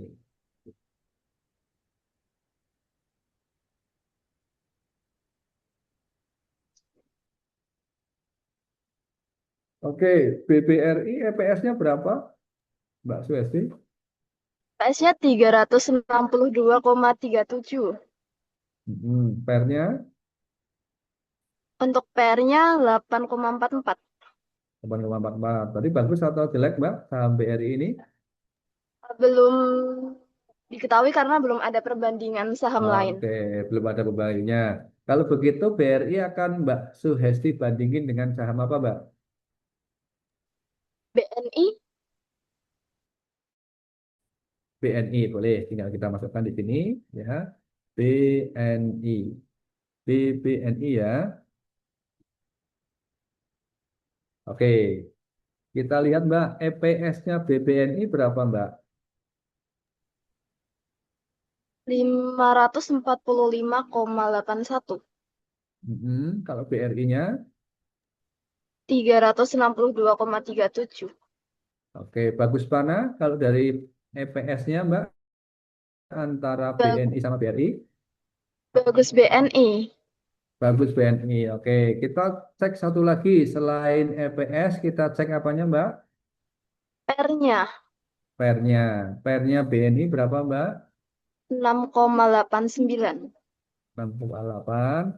Per-nya BRI? 8,47. 8,47. Berarti dari sisi per bagus mana, Mbak Suesti? Terus yang BNI juga. BNI juga. Berarti setelah Mbak Suhesti melakukan analisa fundamental ini, Mbak Suhesti memutuskan untuk membeli saham apa, Mbak? Pilih yang BBNI, Pak. BNI. Oke, sip. Bisa dipahami ya, Mbak Suhesti ya? Ya.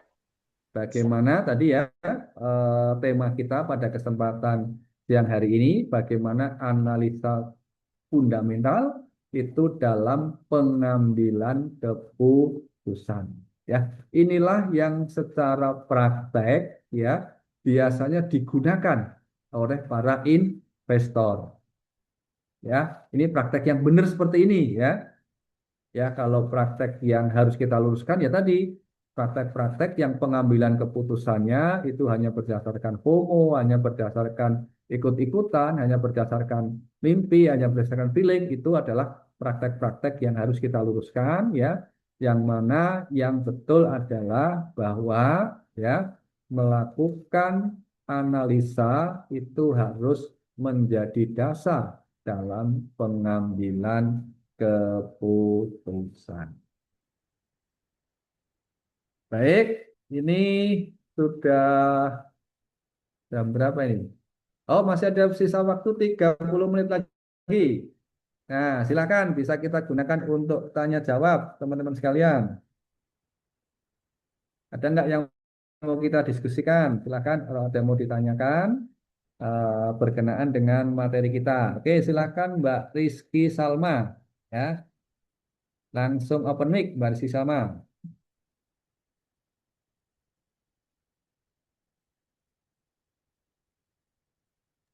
Ya, Mbak Rizky Salma sudah. Permisi.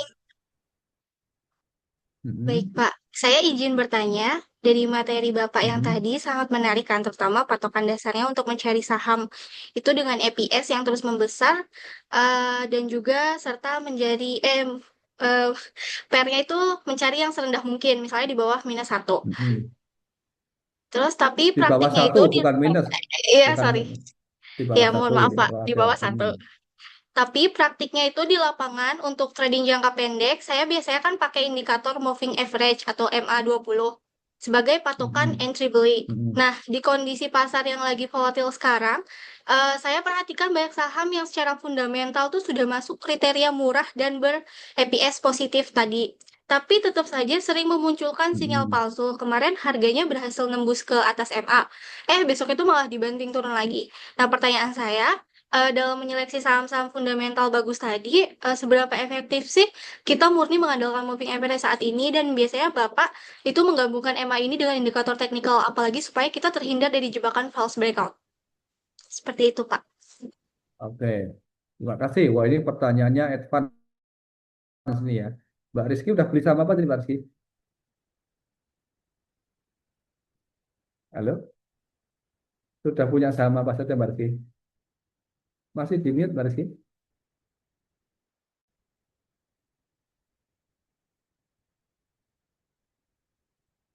Halo, Untuk masih di mute sahamnya itu Mbak? Hah? Elsa sama Antam. Oke, mantap. Oke, baik. Terima kasih Mbak Rizky yang sudah menjadi seorang investor di pasar modal Indonesia ya. Pertama, Mbak Rizky, moving average itu adalah technical ya. Technical analysis ya tadi ya. Nah, bahasan kita pada kesempatan ini adalah kita fundamental ya. Ya, sebenarnya ada juga materi tentang technical, tapi mungkin nanti nggak tahu nanti kita koordinasi dengan Mbak Bu Fitri lagi, apakah mau ada materi technical atau seperti apa.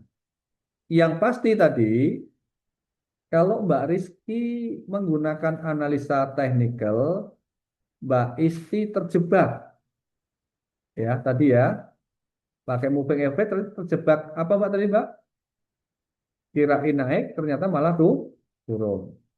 Ya, itu adalah salah satu kelemahan di dalam analisa teknikal. Kenapa? Karena analisa teknikal itu analisa pergerakan harga saham, ya, tidak mencerminkan fundamental. Sementara kalau kita kembali ke teori awal tadi, bahwa membeli saham adalah menyertakan modal.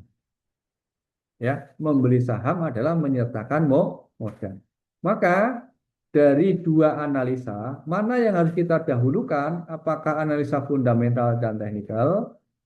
Maka kalau kita jawab berdasarkan teori tadi bahwa saham itu adalah penyertaan modal, maka jawabannya jelas.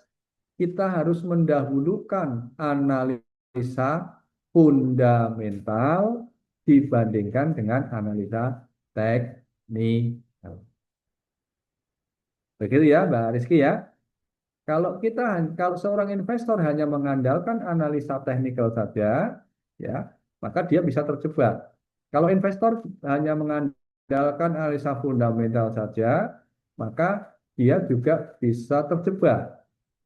Maka kombinasi yang terbaik, kombinasi untuk memilih saham mana yang bagus, itu menggunakan analisa fundamental, ya, belinya di harga berapa, pakai analisa teknikal.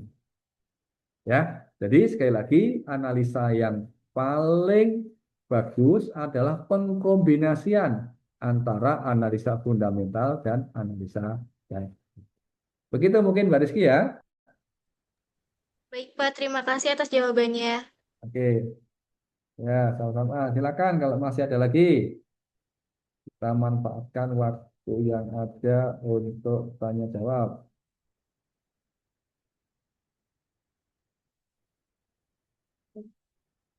Silakan Mbak Asti. Baik, selamat sore Bapak. Saya izin bertanya. Kan sekarang Sore. kondisi ekonominya itu kan masih kurang stabil ya Pak. IHSG juga masih sering merah, yang artinya harga-harga saham itu sedang turun.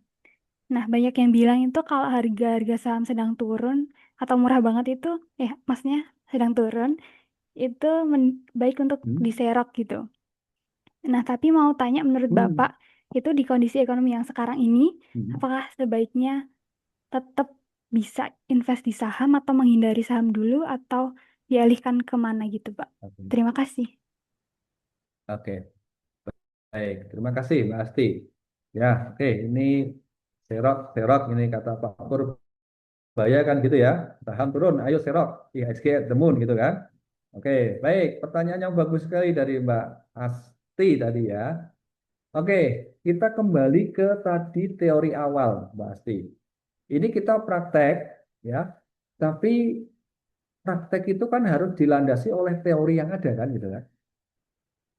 Tadi kondisi ekonomi kita saat ini, maka kita harus cek bagaimana sebenarnya geopolitik ke depannya. Ya, sehingga nanti ini bisa menjadi guide kita untuk pengambilan keputusan.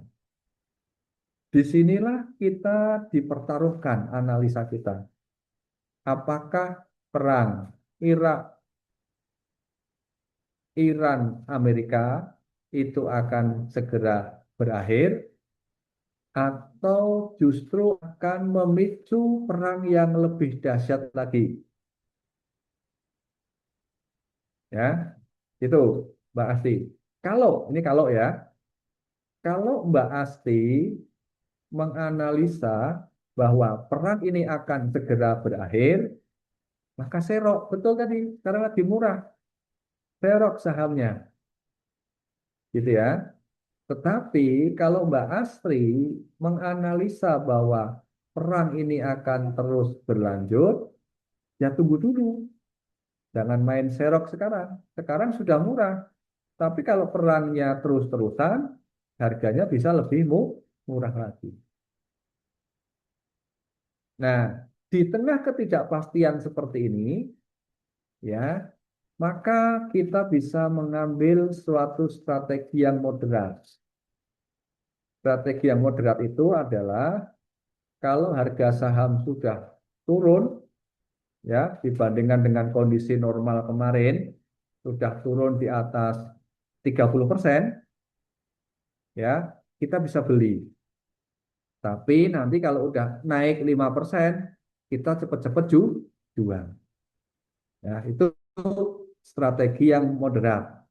Ya, saya ulangi, turun 30% dari kemarin ya, bukan hari ini aja ya. Dari harga normalnya, teman-teman nanti bisa cek saat sebelum perang harganya berapa, kita bandingin setelah perang hari ini harganya berapa. Kalau sudah turun 30%, ya teman-teman boleh beli, tapi kalau naik, ya cepat-cepat dijual dulu. Kenapa? Karena kita nggak tahu besok masih perang lagi atau enggak. Ya, maka dengan seperti itu kita ngambil aman. Kita udah cuan, kita amanin. Kita beli lagi yang masih murah lagi. Cuan ya, naik, kita amanin lagi. Ya, seperti itu mungkin Mbak, strategi ya. Strategi yang bisa kita terapkan di tengah ketidakpastian ya kondisi geopolitik saat ini. Begitu Mbak Asti? Bapak, terima kasih Bapak. Ya, sama-sama. Sudah punya saham apa saja Mbak Asti? Oh, masih coba-coba sih Pak, kayak Masih coba-coba. ya, Oke, kayak baik. BRI gitu. BRI udah punya ya? Udah cuan belum? Merah Pak. Oh, masih merah. Ya, oke. Terima Ya, kasih Pak. sama-sama. Baik. Siapa lagi? Ini kita para investor ternyata di mahasiswanya. Sudah ada galeri investasi kan ya di UNY ya?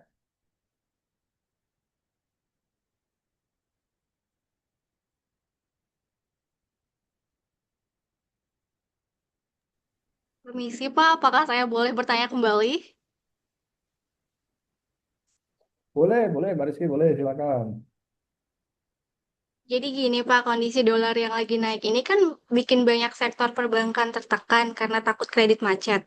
Tapi anehnya itu saham bank daerah juga kadang ikut terseret turun. Padahal mereka kan punya pasar ASN yang kreditnya potong gaji dan relatif nggak terpengaruh langsung sama dolar. Nah, menurut pandangan Bapak selaku praktisi, apakah aman kalau kita jadikan sektor perbankan daerah ini sebagai tempat berlindung saat ini atau sebetulnya ada sentimen risiko lain yang perlu kita waspadai sebelum memutuskan masuk ke sektor ini, Pak? Oke, baik, terima kasih. Yang dimaksud adalah saham BPD ya? Iya, Betul lah Pak. ya? Ada berapa BPD yang udah listing? BJTM, BJBR, terus apa lagi? BJBR, B- terus apa lagi? BJT, B, Iya, Bank, BJTM Bank, kan? Bank ya, Jawa Timur kan? Bank Jawa Tengah juga ada. Nah, Bank Jawa Tengah apa kodenya, Mbak? Kodenya BPD Jawa Tengah apa kodenya?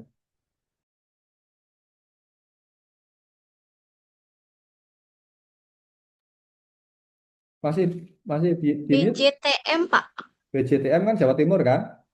Itu, oh iya, mohon maaf, Jawa Pak. Timur ya. Yang sudah ada Jawa Timur sama Jawa Barat ya, Jawa Tengah belum. Jawa Tengah, DIY belum. Ya. Nah, pertanyaannya bagus, Pak. Kira-kira aman nggak kalau kita memutuskan untuk berinvestasi di bank, tapi banknya bank daerah, BPD ya, yang notabene BPD ini nasabahnya adalah para ASN, pegawai negeri di daerah tertentu. Karena kan nggak ada resiko dolar gitu ya. Ya, sampai sini analisanya mungkin tepat, Mbak. Ya, bahwa orang-orang di daerah itu tidak menggunakan dolar. Tapi lihat dampaknya. Dengan kenaikan dolar, dampaknya itu meluas. Meluasnya apa? Meluasnya akan menurunkan daya beli masyarakat. Jadi betul, orang-orang di daerah mungkin dia tidak terpengaruh langsung dengan penurunan rupiah atau penguatan US dollar. Tetapi ada pengaruh tidak langsungnya. Yaitu apa? Yaitu kalau dolarnya naik, maka daya beli masyarakat di daerah juga mengalami penurunan. Jadi, sekali lagi, pengaruh itu tidak hanya yang langsung, tapi ada pengaruh juga yang tidak langsung. Nah, ini yang harus kita waspadai. Memang dalam kondisi ketidakpastian seperti ini, ya, ini sektor perbankan masih sangat riskan, Mbak, ya, untuk kita jadikan pilihan dalam berinvestasi. Ya, beda dengan sektor konsumsi. Nah, kalau sektor konsumsi mungkin bisa dijadikan pilihan, Mbak. Karena walaupun ekonomi sulit, orang tetap makan. Betul ya? Walaupun ekonomi sulit, orang tetap makan Indomie. Gitu ya. Orang tetap beli sampo. Ya, maka Indofood, Unilever ya, itu termasuk pilihan-pilihan yang relatif aman. Ya, pilihan-pilihan saham yang relatif aman di saat kondisi ekonomi yang sedang tidak baik-baik saja seperti saat ini. Ya, tapi perbankan, even BPD pun masih kena dampaknya, Mbak, walaupun dampaknya dampak tidak langsung. Begitu mungkin Mbak Rizky ya. Baik, Pak. Terima kasih banyak, nggih, Pak. Ye, sami-sami Mbak Rizky. Saking pundi niki kok saged basa Jawa? Gimana, Pak? Oh, aslinya dari mana? Saya kira bisa bahasa Jawa Saya nih. dari Jawa Barat, Pak. Oh, orang Sunda. Iya, betul. Kumaha damang Teh Rizky. Alhamdulillah, abdi damang, Pak. Kumaha, Bapak? Alhamdulillah saya Teh, alhamdulillah. Dari mana Jawa Baratnya? Saya dari Cirebon, tapi perbatasan Majalengka. Oh, Majalengka. Siap. Terus merantau kuliah di Jogja. Gitu ya. Jadi gubernurnya siapa dong? Sri Sultan apa KDM? KDM, Pak. Oh, tetap KDM. Oke, siap. Nuhun, nuhun, Teh Rizkynya. Baik, terima kasih. Ada lagi? Masih ada waktu sekitar 15 menit.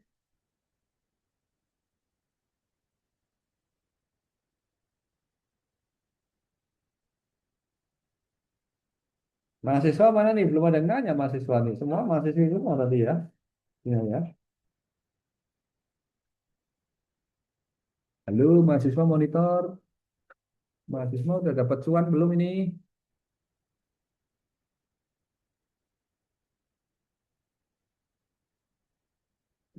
Mungkin perlu motivasinya Pak Yoyok biar berminat untuk investasi di saham. Ini sebenarnya apa nih Pak? Baik, motivasinya ya. Teman-teman sekalian, saham ini adalah instrumen investasi yang dapat menawarkan tingkat keuntungan yang tinggi ya dibandingkan dengan instrumen-instrumen investasi yang lainnya. Teman-teman sekalian bisa melihat fenomena saat ini para orang kaya, para konglomerat di Indonesia, coba Anda sebutkan siapa? Ya, hampir dipastikan mereka punya latar belakang sebagai investor. Ya, ini yang menariknya. Ya, jadi Hairul Tanjung, ya, CT ya, dia punya Bank Mega dan perusahaan-perusahaan lain yang listing di Bursa Efek Indonesia. Grup Astra, ya, terus apalagi BCA, ya, oh semuanya hampir semuanya konglomerat di Indonesia. Sekali lagi, kalau kita menganalisa, kita merujuk konglomerat-konglomerat itu kebanyakan berlatar belakang investor. Ya, ini yang menjadi motivasi kita, yang menjadi motivasi adik-adik sekalian ya untuk mulai kita belajar berinvestasi, tidak menunggu punya uang banyak dulu, ya, karena belajar itu butuh waktu, ya, tidak hanya butuh uang, ya. Jadi tadi sudah banyak ya rekan-rekan kita yang sudah mulai belajar berinvestasi di saham dengan nominal yang kecil dulu, mungkin 100.000 dulu, 200.000 dulu, nggak masalah. Ya, yang penting tadi analisa fundamentalnya kita coba praktekkan. Karena tadi ada teman kita yang sudah berinvestasi, tapi tadi FOMO katanya ya, ikut-ikutan aja gitu ya. Nah ini mulai sekarang paradigma ini harus kita ubah. Bahwa dalam berinvestasi, kita harus melakukan analisa gitu ya, terutama adalah analisa fundamental, sehingga dari analisa fundamental inilah kita bisa melakukan pengambilan keputusan. Oke, siapa mahasiswa tadi yang sudah beli saham tadi siapa ya? Mas Zaki Hafiz, Mas Muhammad Zaki Hafiz, monitor. Iya, Pak. Ye, sudah investor saham belum Mas? Mas Zaki? Eh, dikit, dikit, Pak. Dikit. Oh, dikitnya itu berapa digit Mas? 9 digit atau 6 digit? Enggak, enggak, Oh, enggak, oke. enggak segitu. Mas Zaki boleh cerita Mas, kira-kira pengalaman Anda yang kita kaitkan dengan materi kita tentang analisa dalam pengambilan keputusan, kira-kira gimana Mas?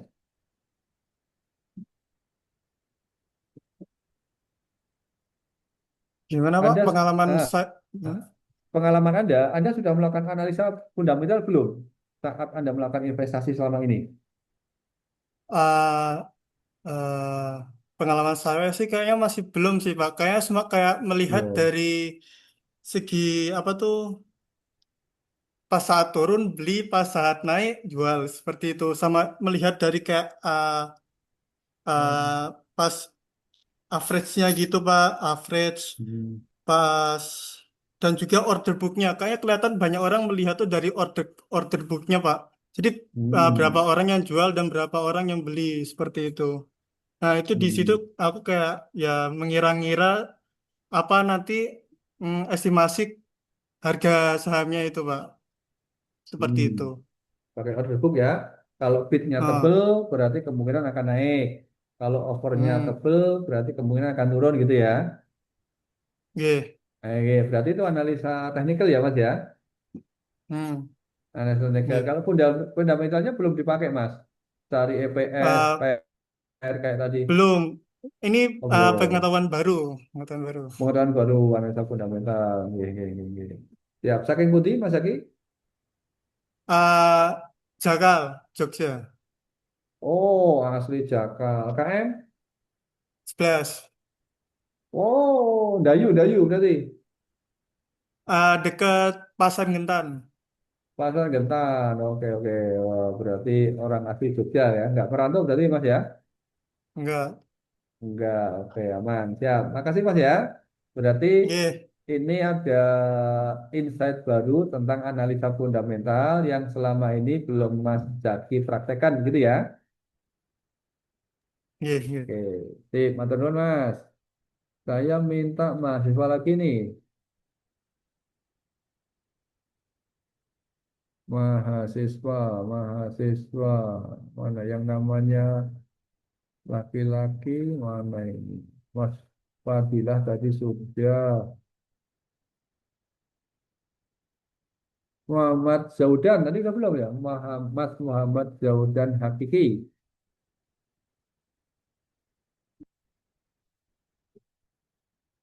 Mas Muhammad Zaudan Hakiki.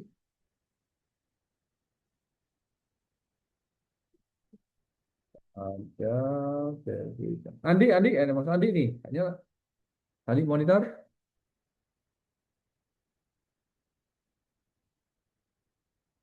Mas Andi monitor. Oh, belum bisa monitor juga. Mas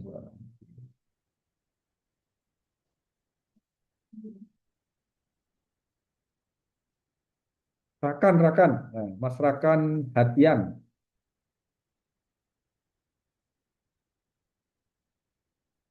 Mas Rakan monitor. Mas Rakan belum monitor. Mas Zaki Ramdhani.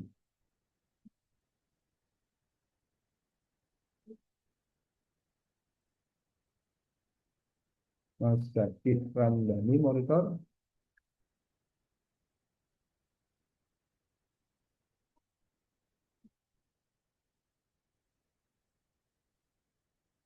Oh, Mas Puji Bayu.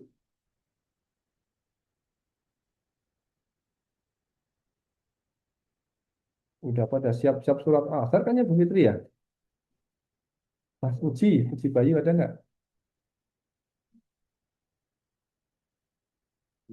Mas Ihsan? Mas Ihsan lagi nanti, Pak. Oh, yang tadi udah ya Mas Ihsan ya? Yang Sudah, Bapak. Oh, sudah tadi. Oke. Siapa lagi Mas yang mahasiswa Mas? Anu temennya jenengan. Satu kotak Coba siapa nih, mungkin ada Gunawan Ahmad.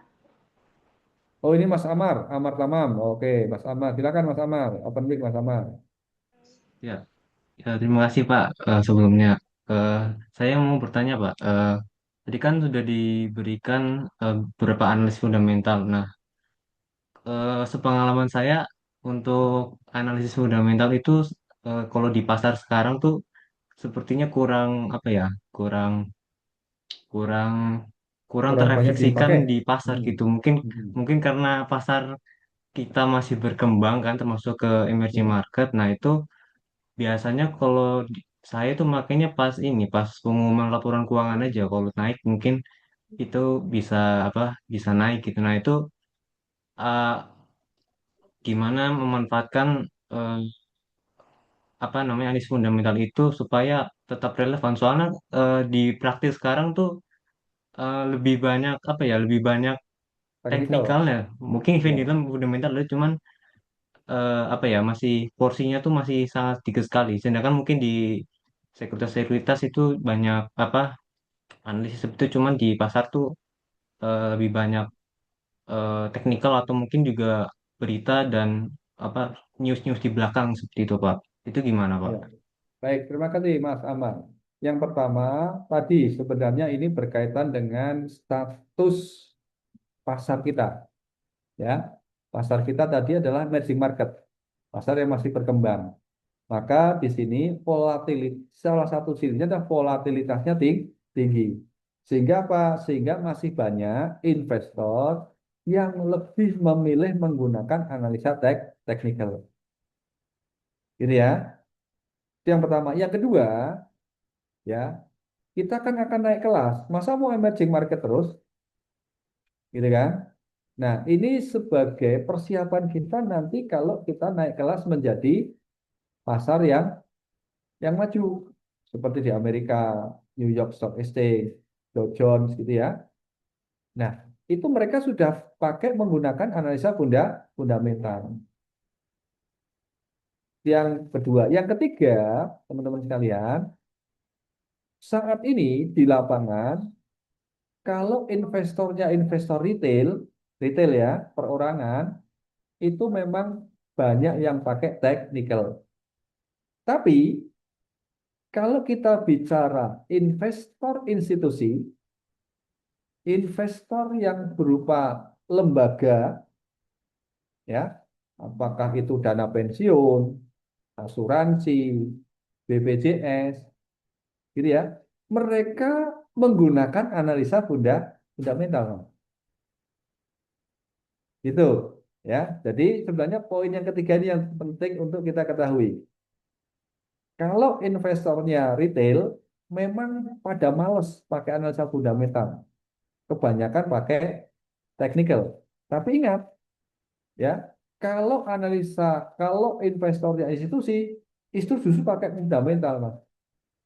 Nah, ini juga untuk mengasah teman-teman sekalian. Nanti kalau teman-teman sudah bekerja, tentunya kan di institusi ya. Nah, institusi itu akan berinvestasi, maka teman-teman harus bisa membedakan, ya. Kalau teman-teman ingin berinvestasi secara pribadi itu kan biasanya, mohon maaf, kan dananya terbatas ya, paling berapa ratus juta, berapa miliar gitu ya. Tapi begitu teman-teman mewakili institusi, bekerja di perusahaan yang mengelola dana, yang mana dana kelolaannya ratusan miliar atau sampai triliun, maka di situ teman-teman akan menggunakan analisa fundamental, tidak menggunakan analisa teknikal lagi. Begitu mungkin Mas ya. Jadi teman-teman yang sekarang masih menggunakan analisa teknikal itu boleh-boleh saja. Kenapa? Karena dana yang dikelola itu relatif masih sangat kecil. Tapi kalau teman-teman nanti bekerja di perusahaan yang itu mengelola dananya ratusan miliar, maka pasti di situ SOP-nya adalah menggunakan analisa fundamental. Kenapa?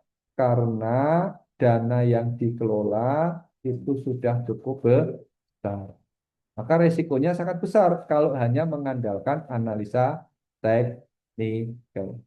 Begitu mungkin Mas Amar ya. Jadi di lapangan Terima sebenarnya kasih Pak terbagi atas dua, Mas. jawabannya.